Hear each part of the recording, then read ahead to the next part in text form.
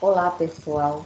Eu sou Elza Magela Diniz, doutoranda da PUC Minas, e estou aqui hoje juntamente com a professora doutora Maria Auxiliadora Monteiro de Oliveira para apresentar para vocês o artigo Os Letrados Chineses e as suas contribuições para a educação.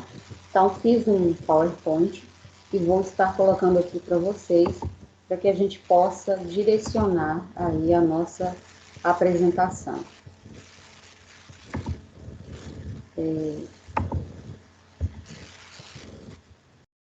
Bom, pretendemos realizar uma análise da obra Os Letrados Chineses e as suas contribuições para a educação, que apesar do Max Weber não ter escrito esse texto diretamente para a área de educação, ele revela várias concepções que são de extrema importância para a gente entender o funcionamento da educação que se desenvolvia naquela época. Dividimos o artigo em 3 partes. Na primeira, apresentaremos brevemente as considerações sociológicas de Weber.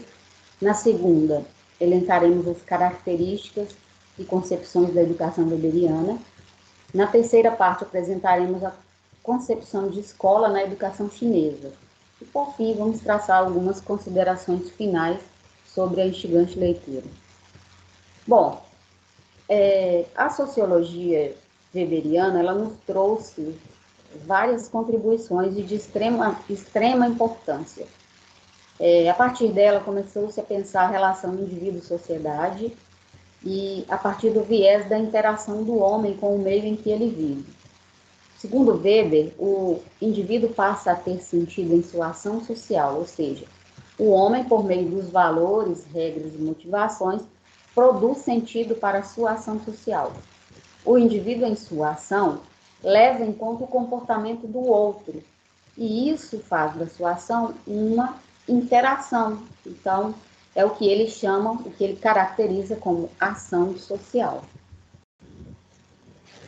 As regras são uma espécie de ordem social, na qual os indivíduos apresentam expectativas recíprocas. A coletividade de Weber, ela tem um caráter racional e inteligível.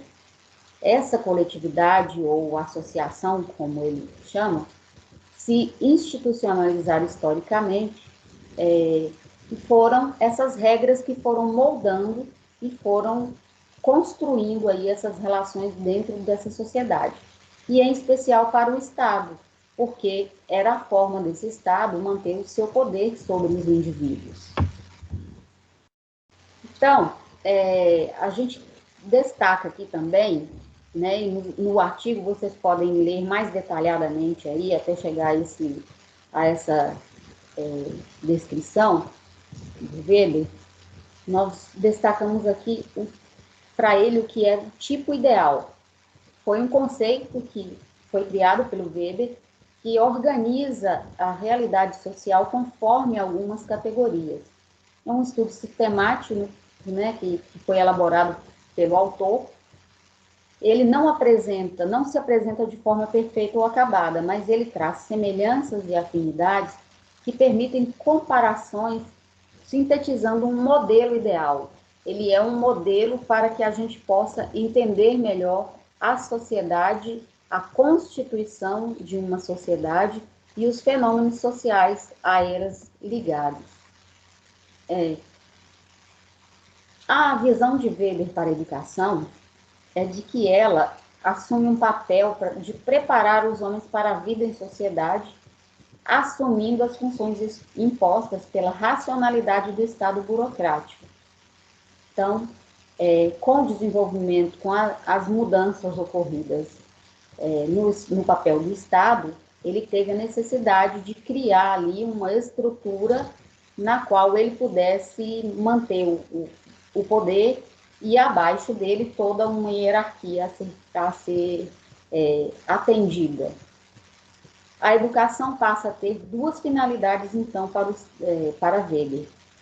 As finalidades pedagógicas de preparar o aluno para a conduta de vida e transmitir conhecimento especializado.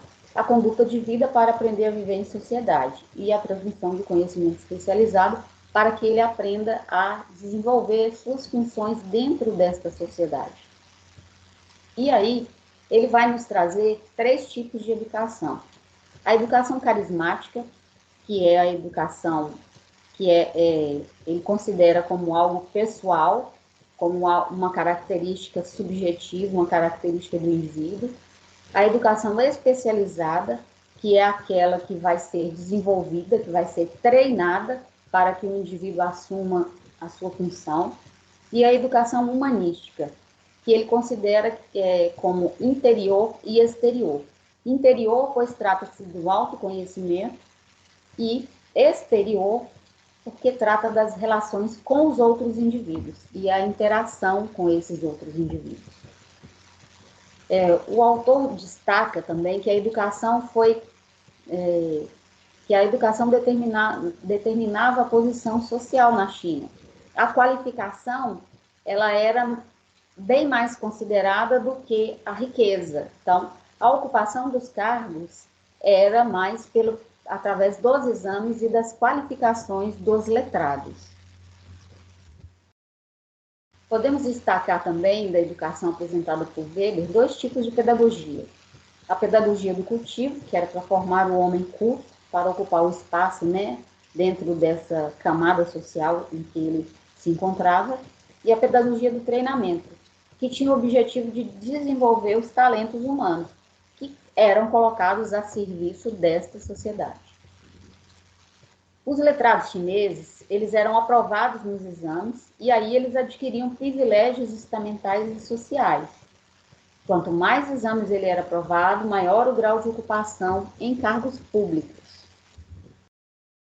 Em sua análise dos letrados chineses, Weber revela as dificuldades da ascensão social dos subalternos, porque em muitos casos os filhos dos mandarins eles eram melhor preparados, tanto para assumirem essas funções, quanto para passarem nos exames.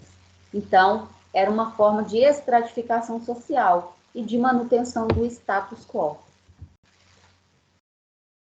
Os exames, né, os sistemas de exame, eles abarcavam diversos níveis de provas e estabeleciam uma disputa acirrada entre os mandarins, garantindo com isso que o Estado, né, continuasse, que o poder continuasse por parte do imperador. Nesse sistema meritocrata, o mandarim poderia ser reconhecido por seus méritos ou ser rebaixado por suas faltas. Ele estava em constante observação e constante avaliação.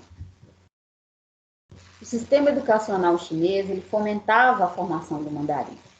Os letrados chineses tinham sua origem na nobreza leiga e aí possuíam conhecimento da escrita e da literatura adquiridos por meio de muito estudo, de muita dedicação.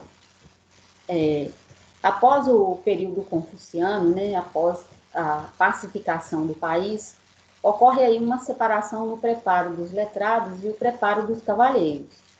O imperador conserva o preparo dos cavalheiros, dos certames esportivos e literários, e o Estado vai ficar responsável pelo exame dos letrados. Então, ocorre aí uma disputa também de poderes dentro do próprio Estado. Quanto ao sistema de avaliação, o texto analisado ele nos traz a informação de que eles eram muito pesados e que o aluno ele levava muito tempo de preparação para esses exames, eles eram muito imaturos ainda e eles ficavam, uma vez aprovado, eles ainda continuavam em constante vigília e em constante disciplina do diretor da escola e dos examinadores que os acompanhavam. No caso de um desvio de conduta, o seu nome era retirado da lista, então ele perdia suas prebendas. Os candidatos aos exames, eles ficavam reclusos e frequentemente, né, de acordo com o texto de Weber, eles adoeciam e muitos cometiam suicídio. Bom, é um texto muito rico, que nos proporciona uma visão ampla da sociedade e da política daquela época, bem como uma visão da educação chinesa, né, em comparação com outras formas de educação do Oriente e Ocidente. E aí, nesse sentido, o autor vai nos trazer uma discussão teórica com relação aos tipos de educação e nos traz também uma discussão empírica, né, quando ele nos traz aí a comparação do Ocidente com a China. em seus processos educativos. Então, é um texto que vale a pena ser analisado, vale a pena ser estudado, e é um texto que traz muita informação e que, com certeza, pode nos trazer aí grandes frutos de estudos e de pesquisas. Queria agradecer mais uma vez pela participação e deixar aqui para vocês o nosso e-mail, e caso vocês queiram entrar em contato, estamos à disposição.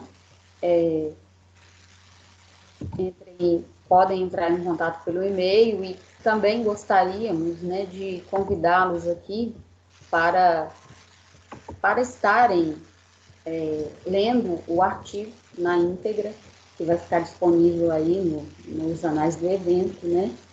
E mais uma vez agradecer à comissão organizadora por estar nos ofertando essa oportunidade de discussões tão proveitosas, de discussões que contribuem tanto com a educação.